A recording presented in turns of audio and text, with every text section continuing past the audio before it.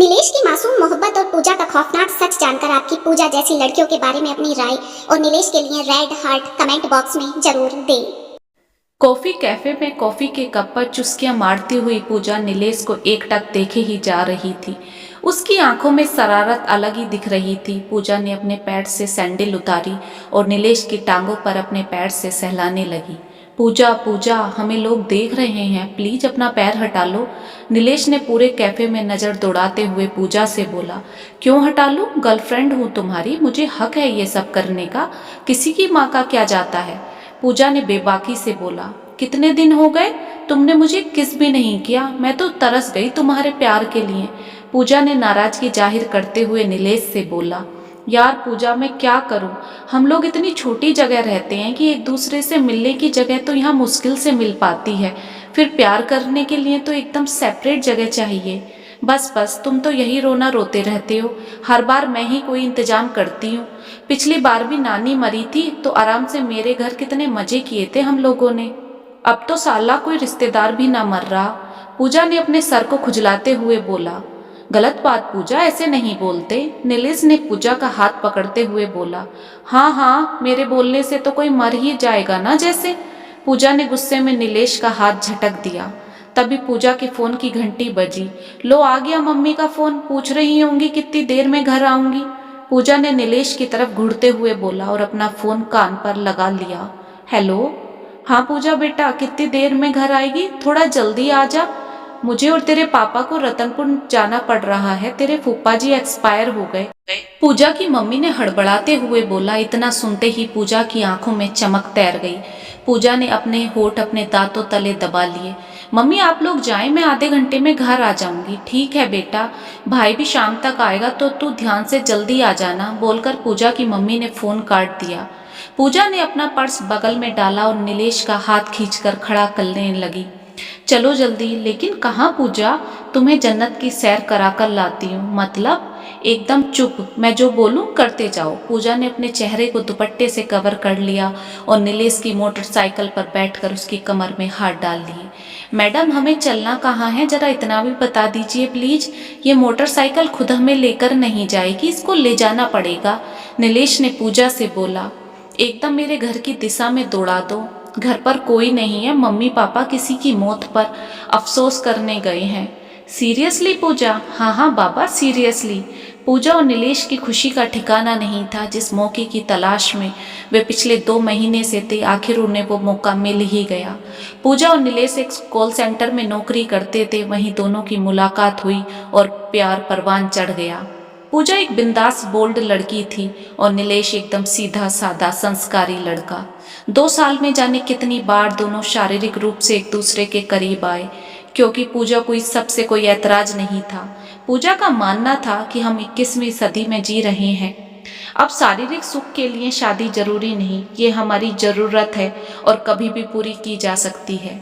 घर आते ही नीलेश ने अपने कंधे से बैग उतारकर सोफे पर फेंक दिया और पूजा को अपनी बाहों में भर लिया। नीलेश ने पूजा पर चुंबनों की बरसात कर दी और प्यासे पंछी की तरह पूजा ने भी खुद को उस बरसात में भीग जाने दिया, क्योंकि नीलेश से ज्यादा तो पूजा इस घड़ी के लिए बेताब थी। पूजा ने किसी बोल्ड फिल्म की हीरोइन की तरह नीलेश को अपने हाथ से धक्का देकर बेड पर गिरा दिया और अपनी शर्ट के बटन खोलने शुरू कर दिए।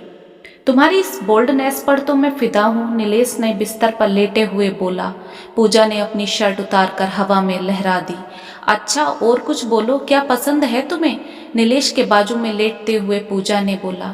ये बात करने का टाइम थोड़ी है पागल, बोलकर नीलेश ने पूजा को अपने आगोश में ले लिया और कुछ मिनटों के आनंदमय सफर के बाद पसीने में तर दोनों बदन अलग हो गए। तू सच में कमाल है यार, अब रहा नहीं जाता तेरे बिना। हम शादी कर लेते हैं ना पूजा? पूजा के सीने पर हाथ घुमाते हुए नीलेश ने बोला। शादी के लिए क्यों परेशान हो रहे हो यार, जो काम शादी के बाद करना है पहले भी तो कर ही रहे हैं ना, फिर बिन बात का झंझट पालने से क्या फायदा? पूजा ने बेपरवाही के साथ बोला। ऐसे चोरी चोरी कब तक मिलते रहेंगे यार, कभी तो शादी करनी ही पड़ेगी। मम्मी भी मुझ पर बार बार शादी का प्रेशर डाल रही हैं, कब तक बहाने बनाऊं, पर मेरा मूड नहीं है अभी शादी करने का। पूजा ने अपनी आंखों को गोल गोल घुमाते हुए बोला। कब है तुम्हारा शादी का मूड, मुझे बता दो, मैं मम्मी को फाइनल जवाब दे दूंगा। पूजा के हाथ को पकड़ते हुए नीलेश ने पूछा। नीलेश, मैंने तुमसे कभी नहीं बोला कि मैं तुमसे शादी करूंगी। मैं अभी 25 साल की हूँ। मुझे अभी अपना कैरियर बनाना है, अपनी जिंदगी को जीना है। शादी करके रोटियां और बच्चे पैदा नहीं करने। पूजा ने अपनी उंगलियों से अपनी आंखों को जोर से दबा लिया। लेकिन यार, मैं तो 30 का हो गया, मुझे तो करनी है तो कर लो, मना किसने किया है। पूजा तेजी से बिस्तर से उठी और कपड़े पहनने लगी। लेकिन किससे करूं मैं शादी? क्यों, सारी दुनिया की लड़कियां मर गईं क्या? पूजा, आई लव यू। मैं तुम्हारे बिना किसी और लड़की के बारे में सोच भी नहीं सकता। तुम ऐसे कैसे कह सकती हो? नीलेश के चेहरे का रंग उतर गया। नीलेश, तुम हर बात पर इतना इमोशनल क्यों हो जाते हो? थोड़ा प्रैक्टिकल होकर सोचो। अभी हमारी जिंदगी कितनी अच्छी चल रही है और शादी के बाद 10 लफड़े हो जाएंगे।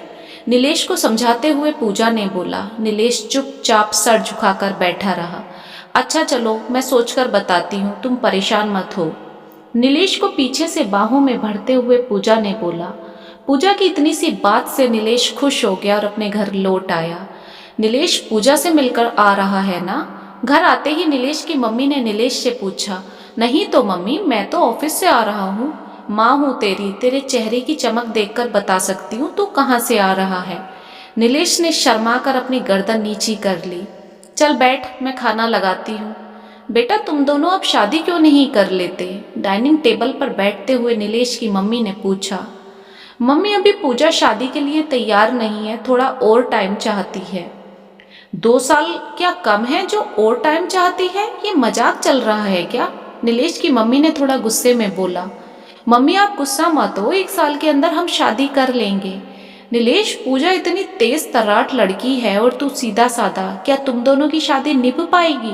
नीलेश की मम्मी ने थोड़ा गंभीर होते हुए बोला। मम्मी, पूजा तेज जरूर है लेकिन गलत नहीं है। जब उसे पास से जानोगी तो पता लगेगा कि दिल की कितनी अच्छी है वो। ठीक है, तुम दोनों को बितानी है जिंदगी साथ में, जैसी तुम्हारी इच्छा। बोलकर नीलेश की मम्मी डाइनिंग टेबल से उठ गई। नीलेश भी अपने कमरे में आ गया। तभी पूजा की कॉल आई। नीलेश, तुम बोल रहे थे ना जिंदगी साथ में बितानी है, देखो मैंने कर दिया इंतजाम। नीलेश ने बिस्तर से छलांग लगा दी। सच में पूजा, तुम शादी के लिए तैयार हो? अबे यार, तुम्हारी सुई आकर शादी पर ही क्यों रुक जाती है? मैं तो ये बोल रही थी कि मम्मी पापा 1 हफ्ते तक बुआ के घर से नहीं आएंगे और भाई भी प्रोजेक्ट वर्क के लिए बाहर जा रहा है। हम दोनों आराम से 1 हफ्ते तक मौज कर सकते हैं। अपना बैग पैक करो और आ जाओ। लेकिन यार, मैं मम्मी से क्या बोलकर आऊंगा? हे भगवान, ये भी इस लड़के को मुझे ही बताना पड़ेगा। अरे बोल देना ऑफिस टूर पर जा रहे हो 1 हफ्ते के लिए। वो क्या ऑफिस कॉल करके पूछेंगी तुम्हारे बारे में? पूजा के प्यार में पागल नीलेश पूजा को ना ही नहीं कर सकता था।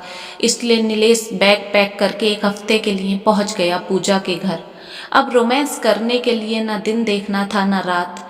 एक रिमोट कंट्रोल आशिक की तरह नीलेश पूजा की शारीरिक जरूरत पूरी करता रहा और 1 हफ्ते तक पूजा को शादी के लिए मनाने की कोशिश करता रहा। परेशान हो गई हूँ मैं तुम्हारी शादी की रट से नीलेश। अगर तुम मेरे साथ रहना है तो ये शादी की माला जपनी छोड़नी होगी, नहीं तो क्या पूजा, मैं तुम्हें छोड़ दूंगी, ध्यान रखना। पूजा ने आंखें दिखाते हुए नीलेश से बोल दिया। नीलेश की आंखों में नमी छा गई। यार, मुझे समझ नहीं आता, हम दोनों कितनी बार हम बिस्तर हुए हैं और तुम कितनी आसानी से छोड़ने की बात कर देती हो। साथ में सोने में और शादी में तुम्हें फर्क नजर नहीं आता क्या नीलेश? साथ सोने से हम दोनों एक दूसरे के गुलाम नहीं हो जाते, लेकिन शादी के बाद जरूर हो जाएंगे। और पूजा किसी की गुलाम नहीं बन सकती। गुलाम? पूजा, शादी को तुम गुलामी समझती हो? हाँ, किसी के बर्तन धोने, कपड़े धुलने, उसके माँ बाप की सेवा करना गुलामी ही तो है, और क्या है। पूजा, मैं वादा करता हूँ तुम्हें रानी बनाकर रखूंगा। प्लीज शादी के लिए हाँ बोल दो। देखो नीलेश, मुझे नहीं लगता कि मैं इस रिश्ते को और भी ज्यादा ढो पाऊंगी। तुम्हारी और मेरी सोच बिल्कुल अलग है। आज के बाद मैं तुम्हारे और अपने रास्ते अलग कर रही हूँ। नहीं पूजा, ऐसे मत बोलो, मैं तुम्हारे बिना मर जाऊंगा। नीलेश ने पूजा को अपनी बाहों में भर लिया। कोई किसी के बिना नहीं मरता, चले जाओ मेरी जिंदगी से प्लीज, मुझे बख्श दो। मुझे तुमसे कभी शादी करनी ही नहीं थी, बस तुम मेरी जरूरत थी और मैं तुम्हारी, पर तुम तो इस बात को ज्यादा ही सीरियसली ले गए। पूजा ने नीलेश को जोर से झटक दिया। नीलेश फटी आंखों से खुले मुंह पूजा को देखे ही जा रहा था। जाओ यहाँ से, नीलेश का बैग फेंकते हुए पूजा ने बोला। नीलेश की आंखों से आंसू टप टप बह रहे थे। नीलेश बिना कुछ बोले ही चुपचाप अपने घर लौट आया और फांसी लगाकर आत्महत्या कर ली। नीलेश के माँ बाप का रो रो कर बुरा हाल था और पूजा नीलेश की मौत पर भी उसे आखिरी बार देखने नहीं आई। कुछ महीने बाद नीलेश की मम्मी बाजार में पूजा से टकरा गई। आंटी, नीलेश के बारे में सुना, बहुत दुख हुआ सुनकर। हत्यारों को भी कभी दुख होता है भला? नीलेश की मम्मी ने खून उतरती आंखों से पूजा को देखते हुए बोला। लेकिन आंटी, आप बिन बात का इल्जाम मेरे पर क्यों लगा रही हैं? कमजोर था आपका लड़का, मर गया, इसमें मेरा क्या कसूर है? हाँ, कसूर तो नीलेश का था, जिसने तुम जैसी लड़की को इतना प्यार किया जो नफरत के काबिल भी नहीं थी। ओ प्लीज आंटी, बहुत हो गया। इतना सुनकर पूजा भन्ना उठी और गुस्से में बोली। क्या हुआ डार्लिंग? तभी एक लड़का स्कूटी लेकर आकर रुका। आंटी, ये मयंक है, बहुत प्यार करता है मुझसे, है ना मयंक? पूजा ने मुस्कुराते होठों से और घूरती आंखों से नीलेश की मम्मी को देखते हुए बोला। चलो ना पूजा, हमें देर हो रही है, मयंक ने बोला। पूजा ने मयंक की स्कूटी पर बैठकर उसकी कमर को अपनी बाहों से जोर से जकड़ लिया और चली गई। अपने बेटे की बदकिस्मती सोचकर नीलेश की मम्मी की आंखों में आंसू आ गए। दोस्तों, यहाँ तक आ गए हैं तो चैनल को सब्सक्राइब जरूर करें और कहानी अच्छी लगी हो तो लाइक करते जाना।